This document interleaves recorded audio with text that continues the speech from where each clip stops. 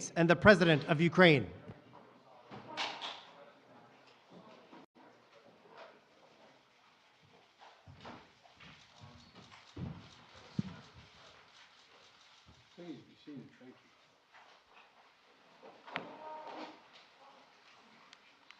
President Zelenskyy, I'm honored to welcome you back to the White House.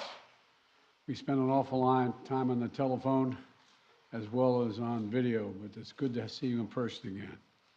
And we've been in close and frequent communication throughout this conflict from the very beginning, but particularly, it's particularly meaningful to talk with one another in person, look each other in the eye, because leadership through this terrible crisis has inspired the Ukrainian people, as you have done, Mr. President, and the American people and the entire world.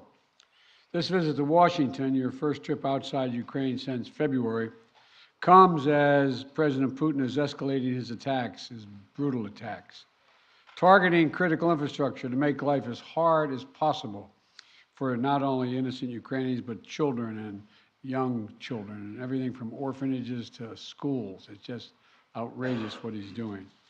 And we've, as we've heard, as we head into the new year, it's important for the American people and for the world to hear directly from you, Mr. President, about Ukraine's fight and the need to continue to stand together through 2023.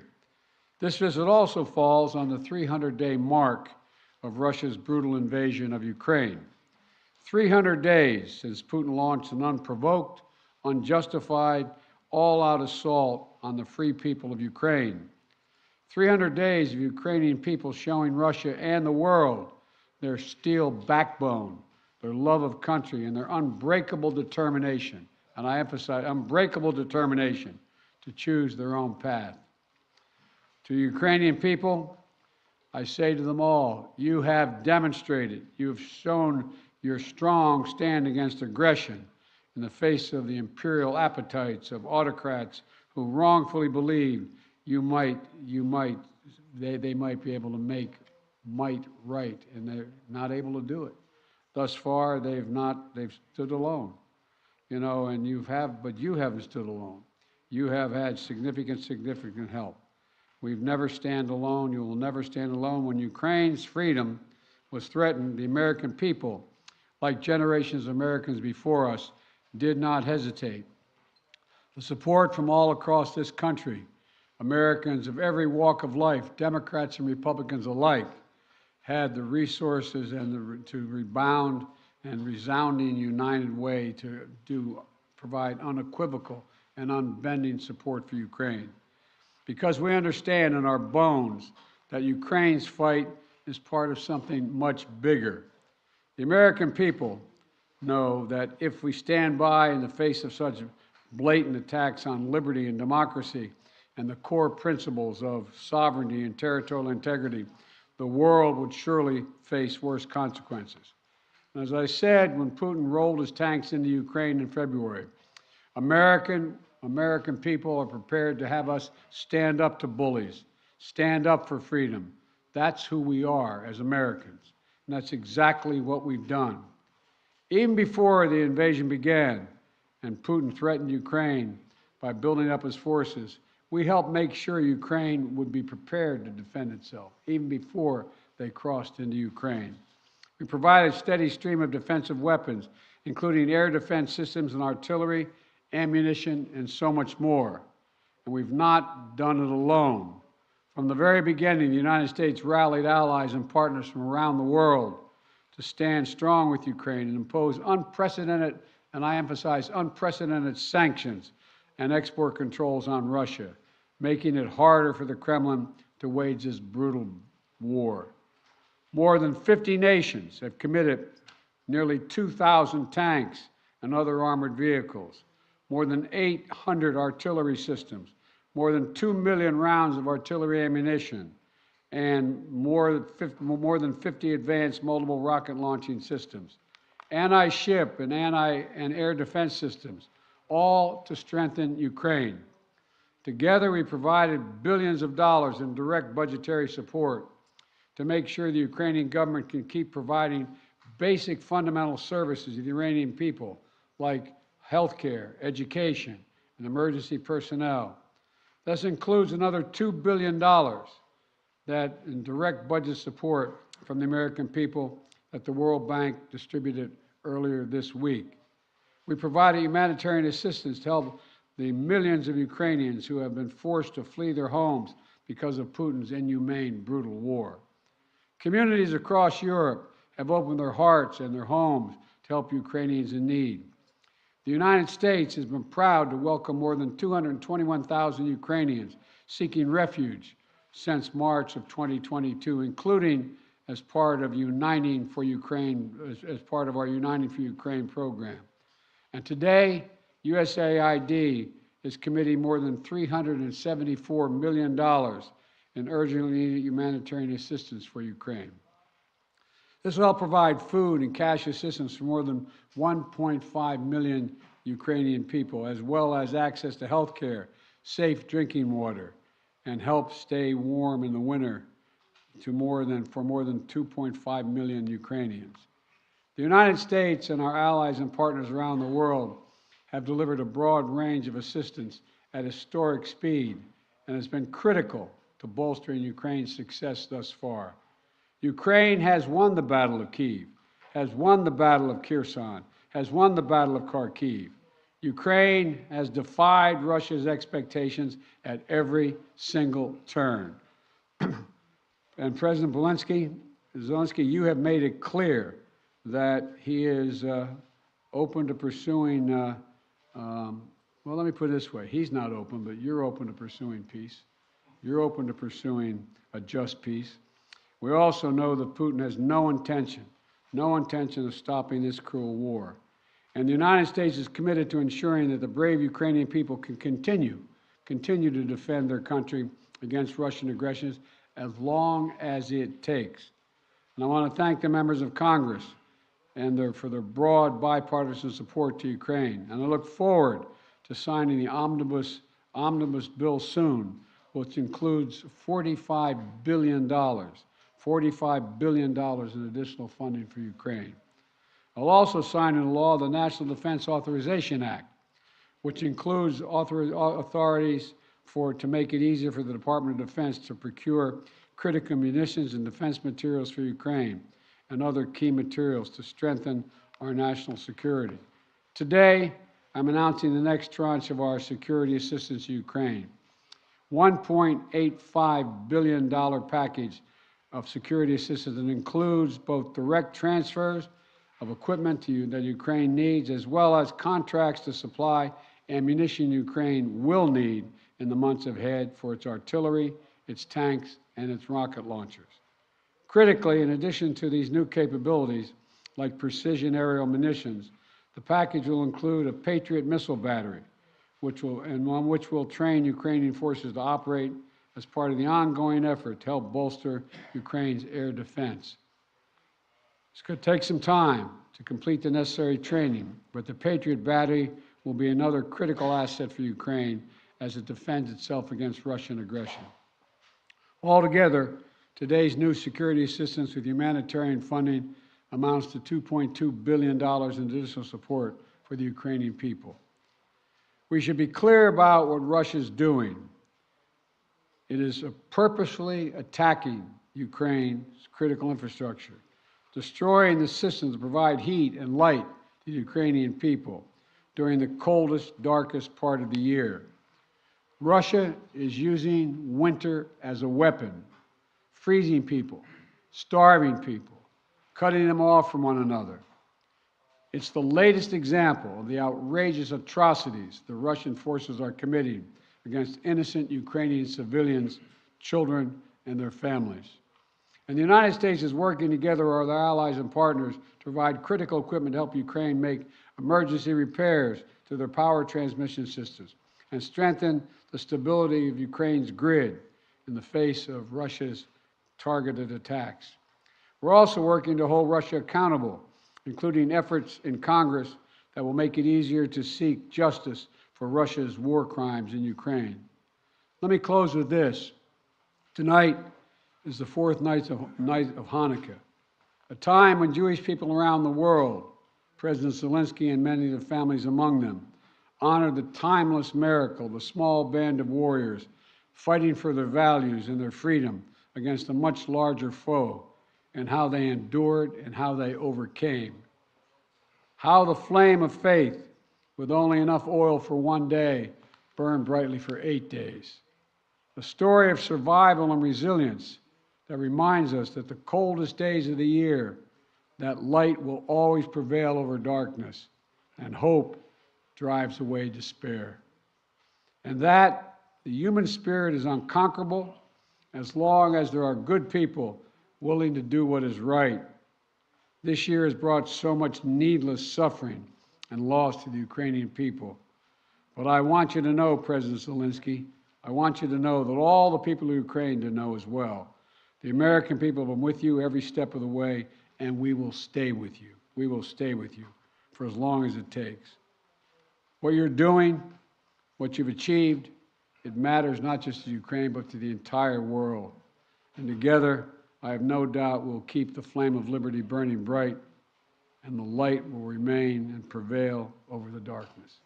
Thank you for being here, Mr. President. We're going to stand with you.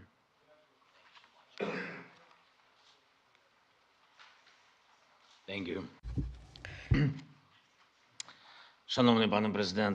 Dear Mr. President, please put on the equipment. Once again, Mr. President, President Biden, audience, journalists, ladies and gentlemen, I came here to the United States to forward the word of thanks to the people of America, people who do so much for Ukraine. I am thankful for all of this. This visit to the United States became really a historic one for our relations with the United States and the American leadership. In the last 30 days of this war, we have started a new phase of our interrelations with the United States. We became a real partners and allies with the content. And I felt today during all of my meetings and during our talks. Once again, I would like to thank Mr. President, President Biden, for his candid support and what is very important, the understanding of Ukraine, and for the support of the international coalition to strengthen international law. I am grateful to President Biden for his personal efforts, his steps that unite the partners and global South. When all countries of the world take some position and are focusing on cooperation and mutual understanding, this is very useful for all of the countries, for Ukraine, for the United States. I want to thank the Congress for bipartisan, bicameral support, and I am looking forward to good meetings with the members of the Congress and their support. This is the visit that I'm here today to meet with the Congress. The main issue during my today's talks is to strengthen Ukraine. Next year, our movement forward to fight for our freedom and independence. I have good news returning home. President Biden announced a new package of defense support, about $2 billion, and the strongest element of this package is the Patriot battery systems, something that will strengthen our air defense significantly. This is a very important step to create secure airspace for Ukraine, and that's the only way we would be able to deprive the terrorist country and their terror attack to strike our energy sector, our people, and our infrastructure. We had a very good negotiation and talks about our strategic steps, which we discussed with President Biden, and what we expect next year and for what we are preparing. This is very important for all Ukrainians, and I am hopeful. And once again, thank you, Mr. President, for $45 billion. because this is a big assistance, and I hope that the Congress will approve this financial assistance for our country. This is almost 45 billion. Thank you very much for the support. Every dollar of this investment for the United States is going to be a strengthening of global security. I know that the American leadership will be strong and will play important role in global scope. And the United States will help us to defend our values and independence. And regardless of changes in the Congress, I believe that there will be bipartisan and bicameral support. And I know that everybody works for this. And of course, during all of my meetings today, we discussed issues of standoff against terror of Russia, their destruction of our energy infrastructure. We need to survive this winter. We need to protect our people, and we need to be very specific in this area. This is a key humanitarian issue for us right now. This is the survival issue. We are discussing sanctions and legal pressure on the terrorist country Russia.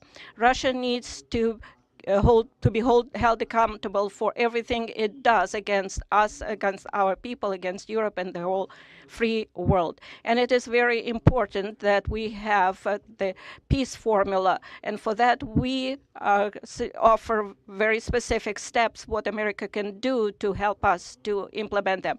We propose global formula for peace summit. I'm thankful for our American counterparts that they feel us and understand how important it is to continue and stay on course and work on integrity of the country and international rule of law. We will also need, as soon as our defense capabilities will be strengthened in the next few months. I don't want to discuss it in details right now. I believe you understand why, but I am very grateful to President Biden. Thank you for your attention to all of these issues. Glory to Ukraine.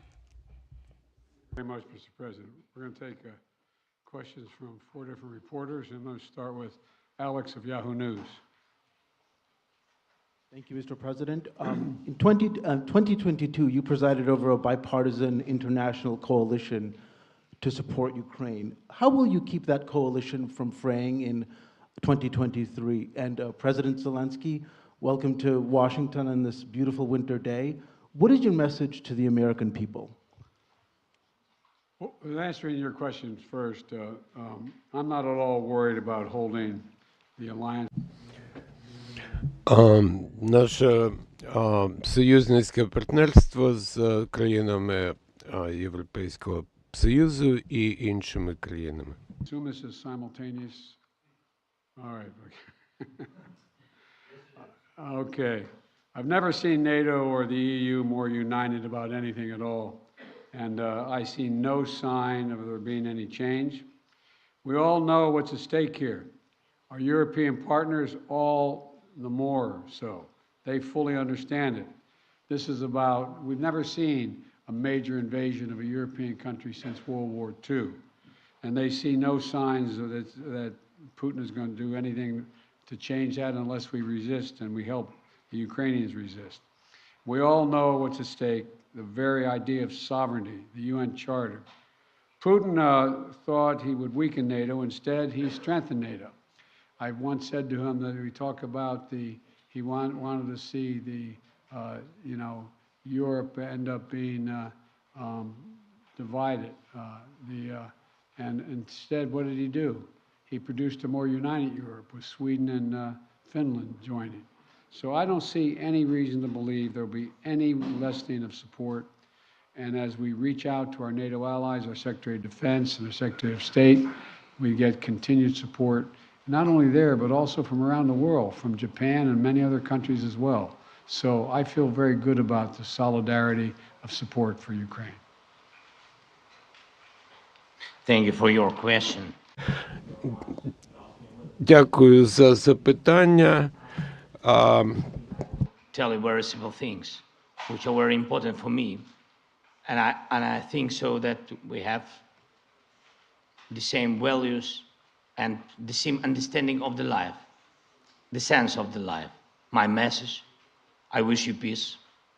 I think that is the main thing, and you understand it only when the war in your country, when somebody like these terrorists from Russia come to your houses. And I wish you to see your children alive and adult. And I wish you to see your children when they will go to universities and to see their children. I think that is the main thing what I can wish you.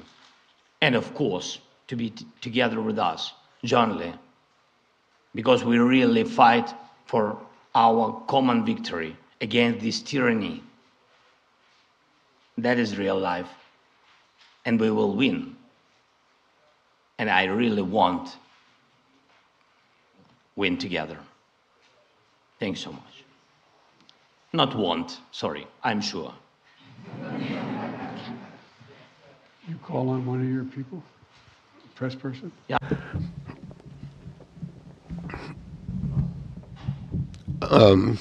Yes, please. Enter. Question to both of you, but firstly, as Ukrainian, and I mean it, I want to thank the United States for supporting my country. And, you know, my family is in Ukraine, and I definitely understand they will not be alive today if America will not support my country, both politically and militarily. So thank you for this. It's honest. Will. And as of my question, we enter a new phase of this war, and you definitely discussed today which path to choose, how the war could come to an end, and what's next. Will it turn into a new counteroffensive or some kind of peace talks? So, Mr. Biden, Mr. Zelenskyy, could you share your vision? What's the fair way to end this war, and how do you understand this word's fair peace? Thank you. My view. Your guy. I think we have. Come here. I see. Although I like him very much already. That's good.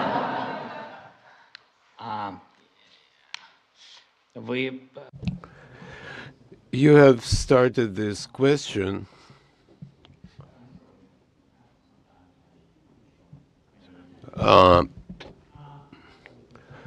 you have started by stating that your family is in Kiev and without the assistance of the United States. This is absolutely true. The U.S. leadership in this assistance is strong, and again, I would like to remind you that U.S. family will be in danger without the armed forces of Ukraine, which is very important. That concerns your questions per se. What would you like to hear? Just peace? I don't know. I don't know what just peace is. It's a very philosophical description.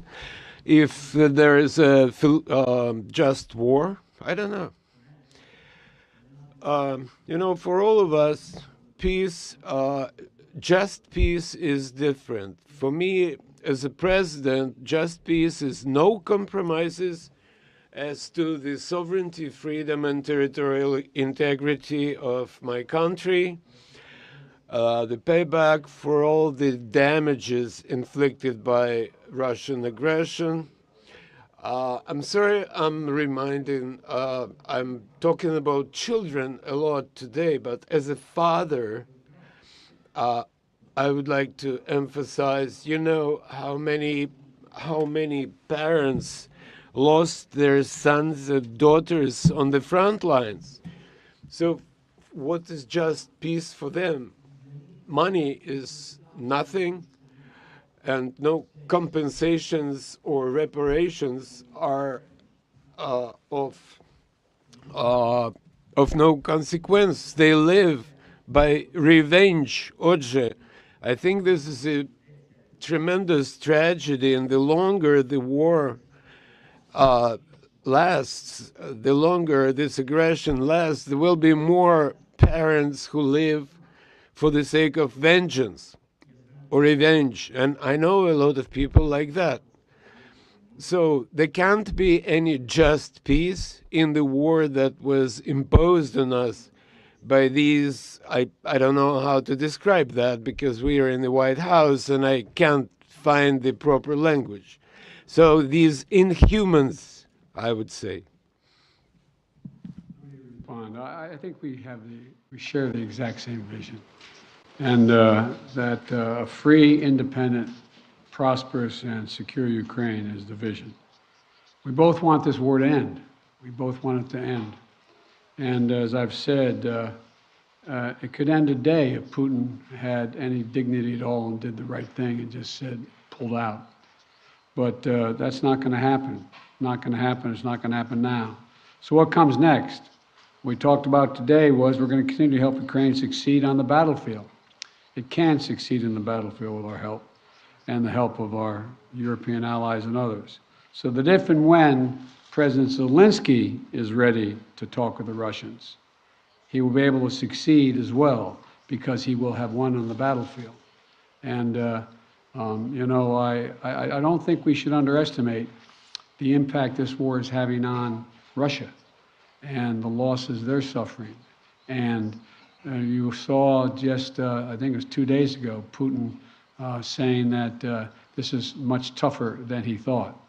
He thought he could break NATO. He thought he could break the West. He thought he could break the alliance. He thought he could be welcomed by the Ukrainian people that were Russian-speaking. He was wrong, wrong, and wrong. He continues to be wrong. The sooner he makes it's clear that he cannot possibly win this war, that's when the time we have to put this president in a position to be able to decide how he wants the war to end. My turn, huh? Please, yeah. Phil Matterly, Matt Matterly of CNN. Thank you, Mr. President. Welcome, Mr. President. Mr. President, to start with you, your advisors often talk about how critically important you view face-to-face interaction. I'm wondering, after spending 2+ hours face-to-face with President Zelenskyy, what you learned or what you took from the meeting that perhaps you couldn't glean or learn in the phone calls or video conferences, and somewhat tied to that, was there any discussion related to the U.S. assessment that Russia would not take escalatory action now that Patriots are being sent, a Patriot battery will be delivered? Let me answer the first question, the first part of your question. You know I get kidded for saying that there's all politics is personal. It's all about looking someone in the eye, and I mean it sincerely. I don't think there's any substitute for sitting down face-to-face with a friend or a foe and looking them in the eye. And that's exactly what's happening at this moment.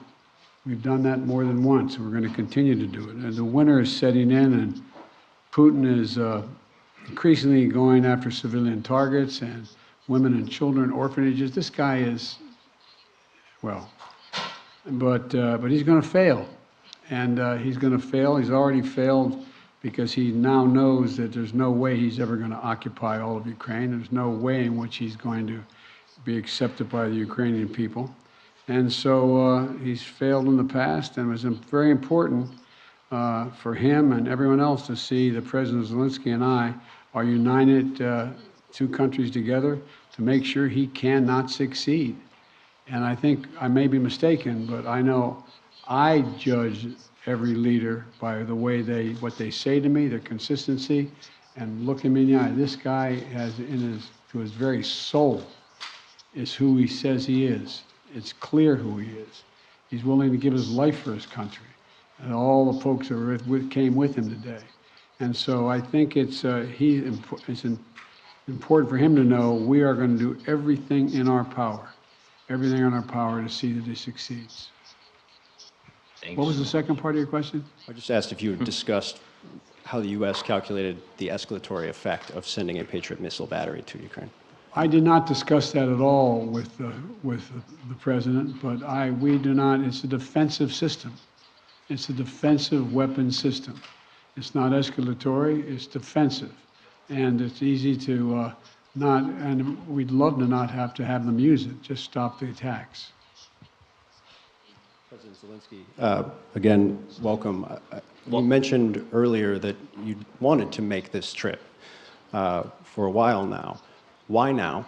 And also, can you tell me what you think the message you are sending to President Putin is, given the fact that 24 hours ago you were on the ground in the front lines with artillery echoing behind you, and now you find yourself in the White House standing next to the president?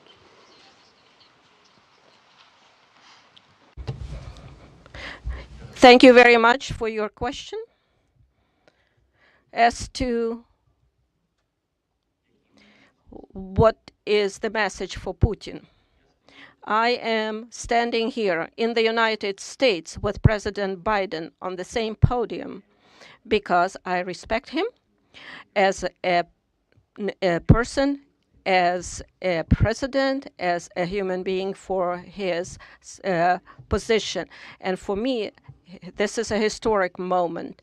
I can send messages to President Biden. For example, if it's not serious, you said, what's going to happen after Patriots are installed? After that, we will send another signal to President Biden that we would like to get more Patriots.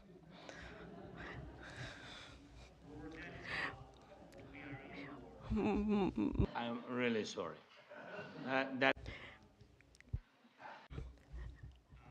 As to President Putin, in 2019, we had a Normandy meeting. In 2019, I became the president of Ukraine, and at that time, we were sending maximum messages to President Putin, telling him that there shouldn't be a full-scale invasion, to stop aggression, to renew our territorial integrity, to find diplomatic solution. God forbid, we should not have a full-scale war. At that time, he said, it won't happen. He was lying. So what kind of message I can send him after he actually destroyed our life, is destroying our life? He can even go further, somewhere where the Soviet Union stayed before this, so he might want to invade those territories too. I believe that there is something mortal about his inadequate approach to the world. Why we need to send him a message? He needs to be interested in getting attention from the world, because he is not a subject of civilized people. He should be interested in trying to save something of his culture and history of his country. So that's his problem now. This will be the last question. Olga Koshelenko, 1+1 TV channel. When the full-scale invasion started, U.S. officials said that Ukraine cannot receive Patriots because, as you said, it might be unnecessary escalation. And now it is happening. Right now, today, it is happening. And now Ukraine desperately needs more capabilities, including long-range missiles, ATACMS. Maybe I sound naive, but can we make a long story short and give Ukraine all capabilities it needs and liberate all territories rather sooner than later? Thank you. Well, his answer is yes.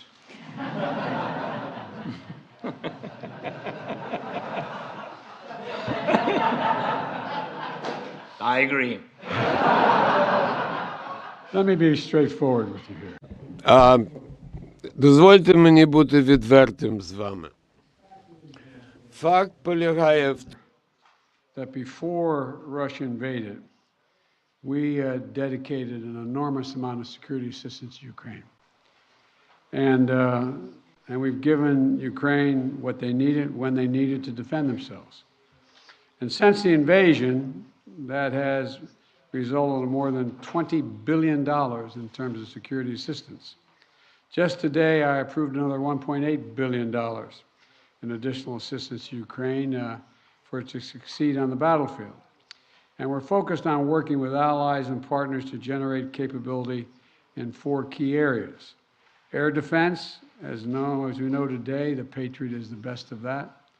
Secondly is to, and we're looking to do more, We provided hundreds of advanced artillery systems and from dozens of countries. Thirdly, we've worked with partners to get Ukraine tanks and other armored vehicles. And fourthly, we've announced today another 200,000 rounds of additional ammunition. Now you say, why don't we just give Ukraine everything there is to give? Well, for two reasons. One, there's an entire alliance that is critical to stay with Ukraine. And the idea that we would give Ukraine material that is fundamentally different than is already going there would have a prospect of breaking up NATO and breaking up the European Union and the rest of the world. We're going to give Ukraine what it needs to be able to defend itself, to be able to succeed and succeed in the battlefield. And the other piece of this is, you may recall, one of the reasons why I have spent, well, I won't tell you the calculation, but I've spent several hundred hours face-to-face with our European allies and the heads of state of those countries, and making the case as to why it was overwhelming in their interest that they continue to support Ukraine. They understand it fully, but they're not looking to go to war with Russia. They're not looking for a third world war, and I think they can all be avoided by making sure that Ukraine is able to succeed in the battlefield. So anyway, there's more to say, but I probably already said too much. Thank you. Well, thank you all very, very much. Appreciate your time and attention. And as I said, Mr. President, you don't have to worry. We are staying with Ukraine as long as Ukraine is there. Thank you all. Thank you so much. All the best. Ladies and gentlemen, please remain in your seats until the official delegations have departed. Thank you.